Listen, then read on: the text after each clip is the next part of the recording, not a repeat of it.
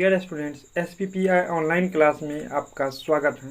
मैं श्याम सुंदर कुमार एक बार फिर से बायोलॉजी का क्लास लेकर उपस्थित हूँ, जिसके तहत आज मैं नियंत्रण एवं समन्वयन अर्थात कंट्रोल एंड कोऑर्डिनेशन अध्याय के महत्वपूर्ण ऑब्जेक्टिव क्वेश्चन पर चर्चा करेंगे। हमें आशा है कि आने वाले बोर्ड एग्जाम में इस अध्याय से संबंधित जो भी ऑब्जेक्टिव क्वेश्चन पूछे जाएंगे वो निश्चित रूप से इनमें से ही आएंगे। तो आइए हम लोग आज की क्लास की शुरुआत करें। क्वेश्चन नंबर 118 है, पादप हार्मोन साइटोकाइनिन सहायक हैं। टाइपिंग मिस्टेक के कारण 118 लिखा गया है यहाँ पर। ये क्वेश्चन नंबर 18 है। ऑप्शन ए है प्ररोह के अग्रभाग में लंबाई के वृद्धि के लिए। ऑप्शन बी है तने के वृद्धि के लिए। ऑप्शन सी है प्रकाश का पादप की ओर मुड़ने के लिए। और ऑप्शन डी है इनमें से सभी। ऑप्शन सी में भी पादप का प्रकाश की ओर मुड़ने के लिए होना चाहिए। जैसा कि आप जानते हैं, साइटोकाइनिन जो कि एक पादप हार्मोन है, इसका कार्य इस प्रकार है। साइटोकाइनिन पादप में हार्मोन्स की वृद्धि को उत्प्रेरित करता है। यह RNA के उत्पादन में भी सहायक होता है और ये जिबरेलिन्स की भांति ही कोशिका दृढ़न में भी मदद करता है।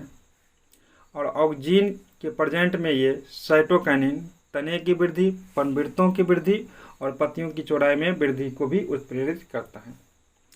साइटोकाइनिन पार्श्वकलिकाओं की वृद्धि में भी सहायक होता है तथा यह बीजों के अंकुरण में भी मददगार होता है। तो इस प्रकार से आप जानेंगे जो साइटोकाइनिन का जो कार्य है वो प्ररोह के अग्रभाग की लंबाई का वृद्धि भी करना है, तने की वृद्धि के लिए भी ये मददगार होते हैं और पादप का प्रकाश की ओर मुड़ने के लिए भी सहायक होते हैं। तो इस प्रकार से क्वेश्चन नंबर 18 का जो आंसर है वो आंसर डी सही है।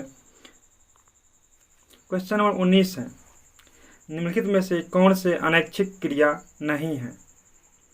हम आपको बता दें, ऐसी क्रिया जिस पे हमारा कंट्रोल नहीं होता है उसे अनैच्छिक क्रिया कहते हैं। जैसे कि छींक करना, इस पे हमारा कोई कंट्रोल नहीं होता है। आपका ऑप्शन इस प्रकार से है। ऑप्शन ए है वमन अर्थात परिवहन। ऑप्शन बी है चबाना। ऑप्शन सी है लार आना। ऑप्शन डी है हृदय का धड़कना। तो वमन परिवहन, इस पे भी हम खुद से कंट्रोल नहीं कर सकते हैं। हमारे शरीर में अपने आप परिवहन की क्रिया होती रहती हैं। जब हमारे मुंह से लार टपकने लगता है तो उस पर भी हमारा कंट्रोल नहीं हो सकता है। और हृदय की धड़कन भी अपने आप होती रहती है। तो हमारा कंट्रोल है चबाने पर। हम चाहेंगे तो भोजन को चबाएंगे या नहीं चाहेंगे तो नहीं चबा सकते। तो इसका जो सही जवाब होगा वो ऑप्शन बी चबाना।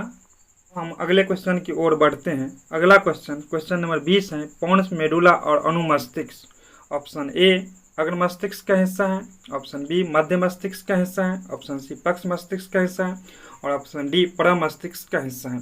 तो अब हम अगले क्वेश्चन की ओर बढ़ते हैं। अगला क्वेश्चन नंबर 20 है, पोन्स मेडुला और अनुमस्तिष्क। ऑप्शन ए अग्र मस्तिष्क का हिस्सा है। ऑप्शन बी मध्य मस्तिष्क का हिस्सा है। ऑप्शन सी पक्ष मस्तिष्क का हिस्सा है और ऑप्शन डी परमस्तिष्क का हिस्सा है। तो पोन्स मेडुला और अनुमस्तिष्क जो है वो पक्ष मस्तिष्क का हिस्सा है। तो इसका जो सही जवाब होगा वो ऑप्शन सी। क्वेश्चन नंबर 21 है, पादप हार्मोन का उदाहरण है पेरिसिन, एड्रेनालिन, ऑक्सिन, टेस्टोस्टेरोन।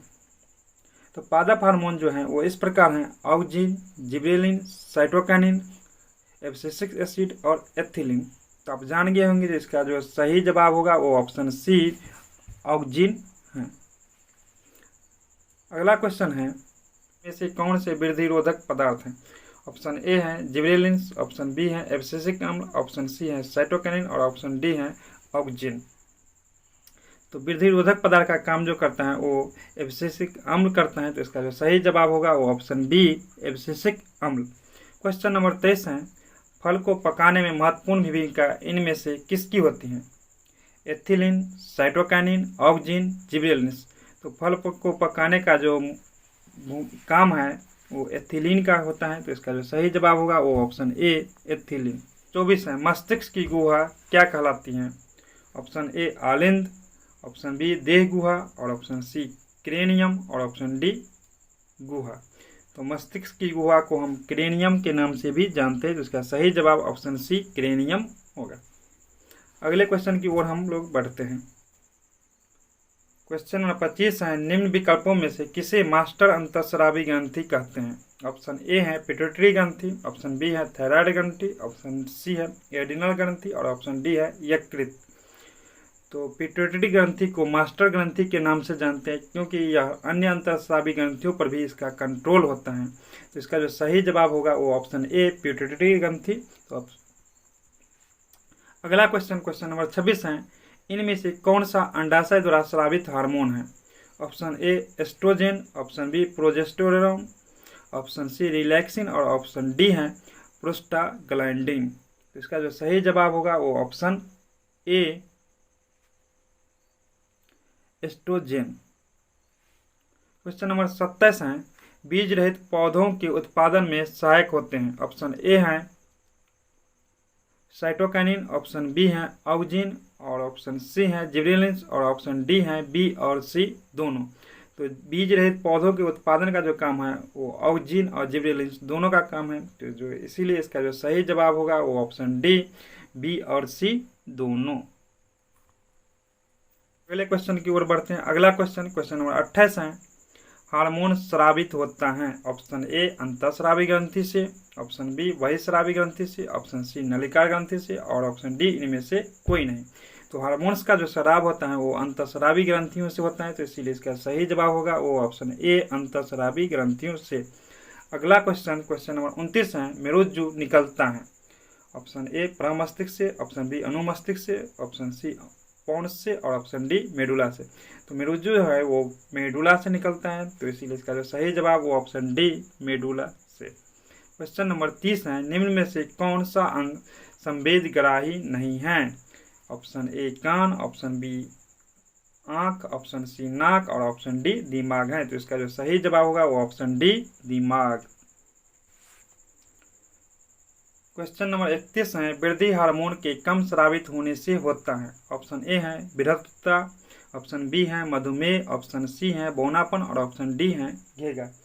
तो वृद्धि हार्मोन जो है जब इसका कम स्राव होता है तो हमारी लंबाई में वृद्धि रुक जाती है और हम अधिक नहीं बढ़ पाते हैं। लेकिन यदि वृद्धि हार्मोन्स की स्राव अधिक मात्रा में हो तो हमारी औसत लंबाई जो होती है, औसत लंबाई से हमारा लंबाई बहुत ज़्यादा हो जाता है और हम बहुत ज़्यादा लंबे हो जाते हैं। तो इस प्रकार से आप समझ गए होंगे वृद्धि हार्मोन के कम स्राव से होगा वो बौनापन होगा, यानी कि इसका सही जवाब ऑप्शन सी बौनापन। क्वेश्चन नंबर 32 है, मानव शरीर में सबसे लंबी कोशिका कौन है? ऑप्शन ए है रक्त कोशिका, ऑप्शन बी है तंत्रिका कोशिका, ऑप्शन सी है मांसपेशियां, और ऑप्शन डी है सभी। तो मानव शरीर की जो सबसे लंबी कोशिका होती है उसका नाम है तंत्रिका कोशिका। तो इसीलिए इसका सही जवाब ऑप्शन बी तंत्रिका कोशिका, इसे हम न्यूरॉन्स के नाम से भी जानते हैं। क्वेश्चन नंबर 33 है, शुक्राणु बनता है? ऑप्शन ए विरसन में, ऑप्शन बी मूत्राशय में, ऑप्शन सी गर्भाशय में, और ऑप्शन डी अंडाशय में। तो शुक्राणु जो एक नरलिंग हार्मोन है ये विरसन में बनता है, तो इसका जो सही जवाब होगा वो ऑप्शन ए विरसन में। अगला क्वेश्चन नंबर 34 है, मानव मादा के जनन तंत्र का भाग नहीं है?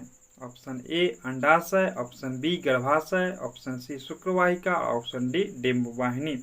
तो मानव मादा के जनन तंत्र का जो भाग है वो अंडाशय भी है, गर्भाशय भी है, और डिंब वाहिनी, ये सभी मानव मादा के जनन तंत्र का भाग हैं। लेकिन यहाँ पर हमसे पूछा जो मानव मादा के जनन तंत्र का भाग कौन नहीं है, यहाँ पर हमको ध्यान से पढ़ना पड़ेगा।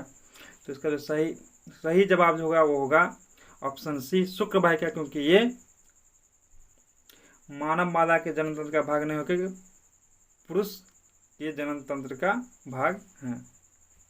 इसका सही जवाब ऑप्शन सी शुक्रवाहिका। मैं आशा करता हूँ कि हमारा जो ये वीडियो क्लास है वो आपको अच्छा लगा होगा। यदि आपको हमारा यह वीडियो क्लास अच्छा लगा है तो प्लीज़ वीडियो को लाइक करें, और यदि अभी तक हमारे चैनल को सब्सक्राइब नहीं किए हैं तो चैनल को सब्सक्राइब कर लीजिए और हमारे वीडियो को अपने फ्रेंड्स के साथ भी शेयर